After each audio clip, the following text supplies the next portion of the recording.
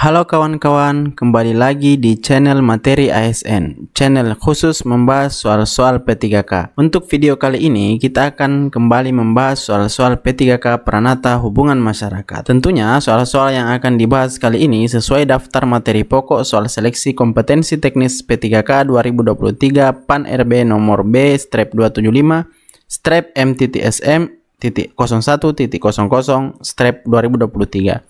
Jadi, kalian nggak perlu ragu-ragu. Di video kali ini, kita akan membahas 5 soal. Tenang saja, walaupun sedikit, khusus edisi ini, kita akan perbanyak di pembahasan soal-soalnya. Untuk teman-teman, jika ingin menunjang belajar kalian, kami mau ngasih rekomendasi buku yang menurut kami worth it digunakan sebagai penunjang belajar kawan-kawan sekalian tentang Pranata Kehumasan. Untuk linknya, silakan cek di kolom komentar. Sebelum masuk ke soal-soal, jangan lupa subscribe, like, dan share sebagai bentuk support kalian untuk channel ini.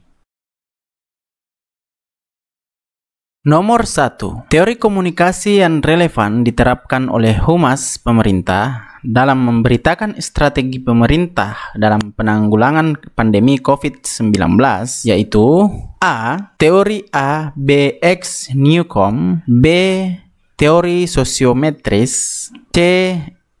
Teori agenda setting, D. Teori psikodinamika, E. Teori perbandingan sosial.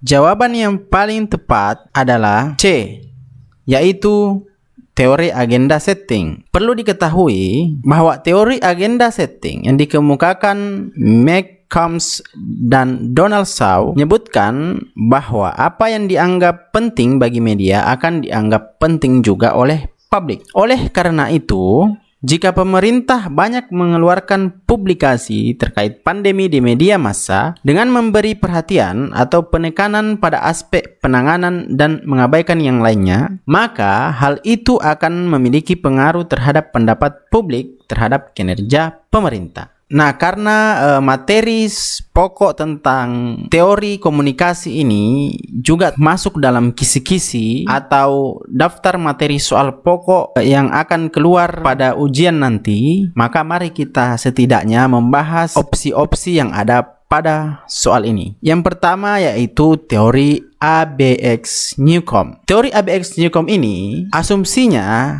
adalah setiap manusia berusaha untuk saling mempengaruhi satu sama lain untuk menghasilkan simetri atau keseimbangan atau equilibrium. Segala upaya untuk memengaruhi orang lain adalah sebuah fungsi daya tarik seseorang bagi orang lain. Apabila kita gagal mencapai simetri melalui komunikasi dengan orang lain tentang sebuah objek yang penting bagi kita, maka kita harus mengubah sikap kita baik terhadap orang itu maupun pada objek yang diperbincangkan guna menciptakan simetri. Intinya, semakin banyak kesenjangan atau perbedaan atau gap antara A dan B terhadap X, yaitu terhadap objek, maka semakin memungkinkan komunikasi terjadi atau saling tarik-menarik. Gap itulah yang akan menimbulkan stimulus pada komunikasi. Dalam modelnya, Newcomb tidak menyertakan pesan karena memandang pesan sebagai sebuah entitas yang terpisah. Karena itu, dalam model komunikasi Newcomb, tidak akan kita temui berbagai unsur komunikasi atau elemen-elemen komunikasi atau komponen-komponen komunikasi yang mendukung jalannya proses komunikasi yang berlangsung melalui berbagai tahap-tahap komunikasi seperti pada umumnya. Newcomb memfokuskan pada tujuan sosial komunikasi dan memperlihatkan bahwa semua konteks komunikasi adalah wahana untuk memelihara hubungan antar manusia. Model komunikasi Newcomb juga dikenal dengan sebutan model komunikasi ABX. Berbeda dengan model komunikasi umum yang dimana memiliki unsur-unsur komunikasi sampai 3 unsur atau lebih, dimana umumnya ada source, sender, message, channel, receiver, dan effect. Nah, kalau Newcomb ini cuma 3, A, B, dan X. Apa itu A? A itu sender, B itu receiver, dan X itu topik. Ada beberapa catatan yang perlu diperhatikan dari Newcomb bahwa komunikasi tampaknya hanya akan diaktifkan dalam kondisi tertentu. Misalnya, terdapat atraksi atau daya tarik yang kuat antara partisipan. Yang kedua, objek dianggap penting paling tidak oleh satu partisipan. Dan yang ketiga, objek X memiliki relevansi bersama untuk keduanya. Tidak seperti model-model komunikasi lainnya, model komunikasi Newcomb berbentuk segitiga, seperti yang sudah dikatakan sebelumnya.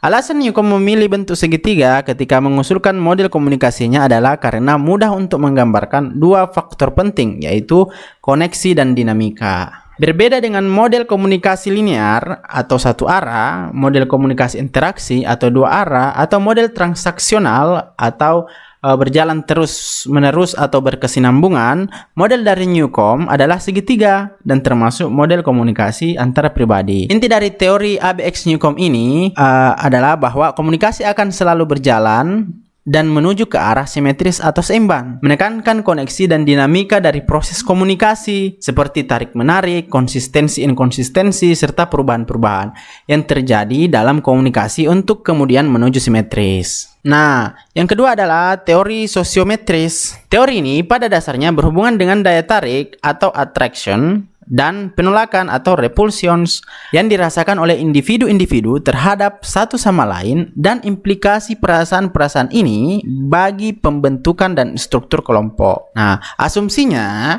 bahwa individu-individu dalam kelompok yang merasa tertarik satu sama lain akan lebih banyak melakukan tindak komunikasi. Sebaliknya pun begitu, individu-individu yang saling menolak hanya sedikit atau kurang melaksanakan tindak komunikasi. Teori selanjutnya yaitu teori agenda setting. Agenda setting menurut McCombs dan Shaw adalah mass media have the ability to transfer the salience of items on their news agendas to public agenda. Pengertian ini menjelaskan bahwa media massa memang memiliki kekuatan power untuk mempengaruhi bahkan membentuk pola pikir audiens yang terkena terpaan informasinya. McCombs dan Shaw menerangkan lebih lanjut bahwa media massa mempunyai kemampuan untuk membuat masyarakat menilai sesuatu yang penting berdasarkan apa yang disampaikan media. Dengan kata lain, we judge as important what the media judge as important. Kira-kira kalau diartikan, kami menganggap penting apa yang dianggap penting oleh media. Nah, media bukan mempengaruhi pikiran masyarakat dengan memberitahu apa yang mereka pikirkan dan apa saja ide atau nilai yang mereka miliki, namun memberitahu hal dan isu apa yang harus dipikirkan. Masyarakat luas cenderung menilai bahwa apa-apa yang disampaikan melalui media massa adalah hal yang memang layak untuk dijadikan isu bersama dan menjadi cakupan ranah publik. Dengan begitu, masyarakat pun menilai apa yang dianggap penting oleh media adalah hal yang penting juga dan memang harus dipikirkan atau minimal mempengaruhi persepsi mereka terhadap hal tersebut. Nah, meski begitu, McCombs dan Shaw tidak menutup pandangan yang menghargai dan meyakini bahwa audiens juga memiliki kekuatannya sendiri, yaitu dengan hipotesis atau asumsi selective exposure. Hipotesis ini menjelaskan bahwa manusia cenderung hanya akan melihat dan membaca informasi serta berita yang sejalan dan tidak mengancam atau bertentangan dengan kepercayaan yang selama ini mereka miliki dan bangun. Hal ini menunjukkan kekuatan dan kebiasaan manusia dalam memilih, menyortir, dan menerima pesan yang disampaikan oleh media massa. Dengan begitu, dapat dilihat bahwa teori agenda setting memiliki keunikan yang mendukung dua asumsi dasar yang menarik. Yang pertama, teori ini menyatakan dengan jelas bahwa media massa memiliki kekuatan atau power atau ability dalam mempengaruhi dan membentuk persepsi masyarakat. Di sisi lain, teori ini juga mendukung hipotesis bahwa bagaimanapun semuanya kembali lagi kepada individu, di mana mereka memiliki kebebasan untuk memilih apa yang ingin mereka terima. Selanjutnya yaitu teori psikodinamika. Asumsi dari teori ini adalah pesan-pesan komunikasi akan efektif apabila pesan tersebut memiliki kemampuan mengubah secara psikologis baik minat maupun perhatian individu sedemikian rupa sehingga persuade akan menanggapi pesan tersebut sesuai dengan keinginan persuade. Teori ini termasuk ke dalam model komunikasi persuasif. Nah, yang terakhir adalah teori perbandingan sosial. Teori perbandingan sosial mendalilkan bahwa manusia memiliki dorongan untuk mengevaluasi pendapat dan kemampuan mereka. Agar berfungsi secara efektif, mereka perlu mengetahui kapasitas dan keterbatasan mereka sendiri, dan mereka harus akurat dalam opini mereka tentang objek dan orang lain. Festinger berpendapat bahwa orang-orang paling baik melayani kebutuhan evaluasi diri ini dengan mengukur atribut mereka terhadap standar fisik langsung. Bila standar objektif tidak tersedia, individu membandingkan diri dengan orang lain. Proporsi sentral teori perbandingan sosial adalah hipotesis kesamaan yang memprediksi bahwa individu lebih suka membandingkan diri mereka dengan orang lain yang serupa. Nomor 2. Humas adalah komunikasi dua arah antara organisasi dengan publik secara timbal balik dalam rangka mendukung fungsi dan tujuan manajemen dengan meningkatkan pembinaan kerjasama dan pemenuhan kepentingan bersama. Definisi tersebut dikemukakan oleh A. Marston, B. Howard Boham, C. Onon Uhyana Effendi, D. Rosadi Ruslan, E. Franz Jeffkins. Jawaban yang paling tepat adalah C, yaitu Onon Uhyana Effendi. Penting diketahui bahwa definisi humas adalah komunikasi dua arah antara organisasi dengan publik secara timbal balik dalam rangka mendukung fungsi dan tujuan manajemen dengan meningkatkan pembinaan kerjasama dan pemenuhan kepentingan bersama, merupakan definisi humas oleh Onon Uhyana Effendi. Nah, untuk definisi-definisi lainnya dari opsi A, B, D, dan E, teman-teman dapat melihat tangkapan layar yang kami masukkan ke dalam PowerPoint di dalam video berikut ini.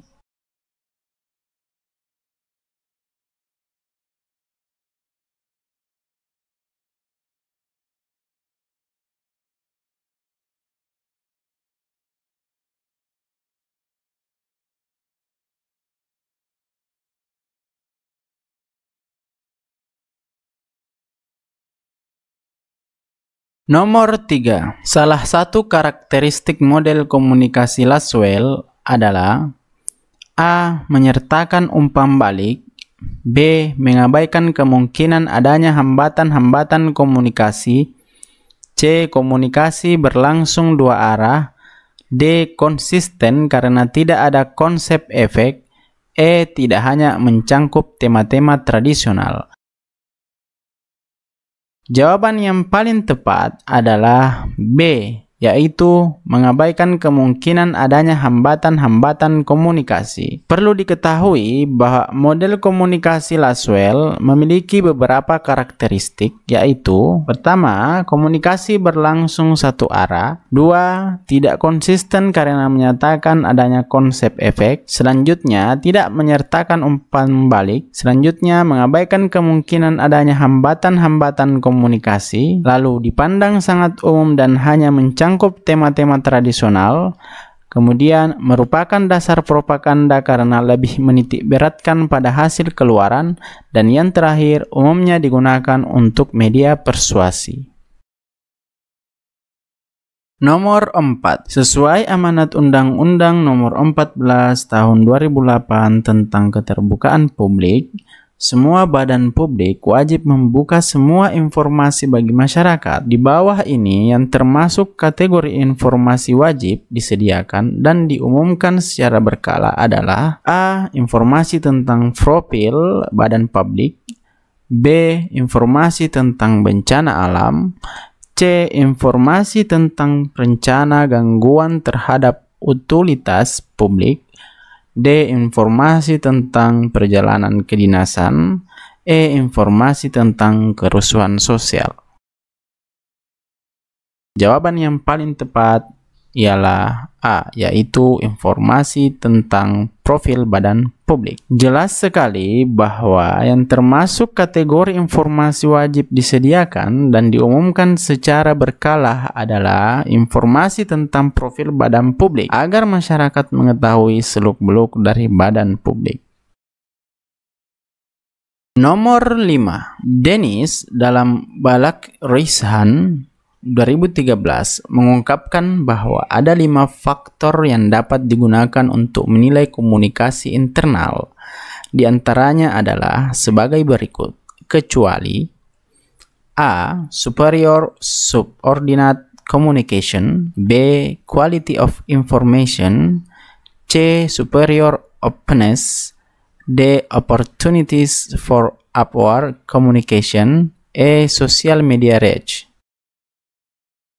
Jawaban yang paling tepat adalah E, yaitu social media reach. Perlu diketahui bahwa ada 5 faktor yang dapat digunakan untuk menilai komunikasi internal menurut Dennis dalam Balak Risnan tahun 2013. Yang pertama, superior subordinate communication. Lalu quality of information, kemudian superior openness, kemudian opportunities for upward communication, dan terakhir reliability of communication. Untuk superior subordinate communication sendiri, superior subordinate communication mencerminkan pernyataan mengenai komunikasi yang positif antara bawahan dan atasan, karena itu meliputi pertukaran dorongan pemahaman dan kejujuran di antara keduanya. Faktor quality of information mencerminkan seberapa puas seorang karyawan terhadap cara manajemen dalam memberikan sumber informasi, penerjemahan hadiah atau reward, serta memberikan pemahaman atas tujuan organisasi dari pekerjaan. Faktor superior openness merupakan faktor utama yang menghubungkan fungsi level manajemen atau level atasan atau superior. Faktor ini menjelaskan bagaimana perasaan karyawan mengenai manajer mereka di dalam memberikan informasi dan bagaimana mereka dapat merasa terbuka dan jujur dalam berbagi informasi. Faktor opportunities for upward communication mencerminkan perasaan seorang karyawan mengenai sudut pandang dan opini yang didengar dan diintegrasikan ke dalam kegiatan sehari-hari. Dan yang terakhir adalah faktor reliability of communication, menggambarkan ide atau gagasan karyawan yang sehubungan dengan penerimaan informasi yang dapat dipercaya. Sekian pembahasan soal-soal untuk video kali ini. Sekali lagi jangan lupa subscribe, like, dan share. Semoga bermanfaat. Thanks for watching.